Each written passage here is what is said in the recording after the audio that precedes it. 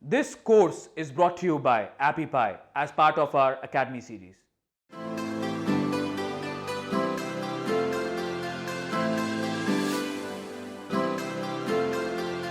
I'd like to introduce you to a few design basics.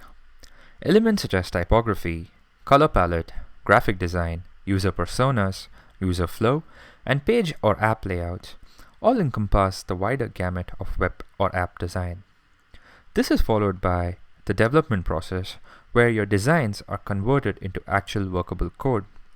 A point to remember is that the terms web or app design or web or app development are often used interchangeably, but they are very, very different. Design is designing how the website looks, how the app feels, how the users interact with your product, whereas development is actually building the product with a lot of code, a lot of scripting languages, etc. We are focusing on design currently. Also, it is crucial that you work with the developer at all stages of your design process. For example, as designers, we can go overboard with animations or fades, but it's the developer who knows whether those animations or fades are actually possible in code.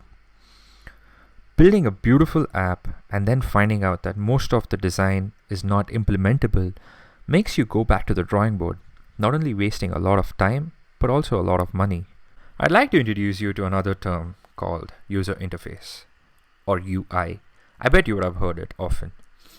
So UI is a series of screens, pages, and visual elements that generally consist of buttons or icons, which a user clicks or touches and basically interacts with it. Don't get confused with the other term which I'm going to introduce you to right now, and that is called UX.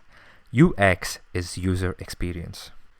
User experience is an experience that a user has as they interact with every aspect or every touch point of a company's product or services across devices.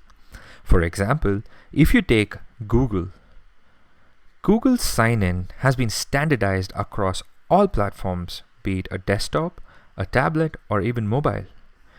It is an end result of a lot of cognitive sciences which are applied to it. For example, did you know that the game Candy Crush uses a lot of cognitive sciences to make sure that you're addicted to it? Google it up and you will be amazed at the findings. It is an iterative process as a result of research and analysis. You just can't build an amazing UX straight out of the box. It's an iterative process. You tweak it, you make some changes, you see what works, you see what did not work, you document it, and you try again. It's an iterative process with a lot of trial and error, and this course does not focus on user experience.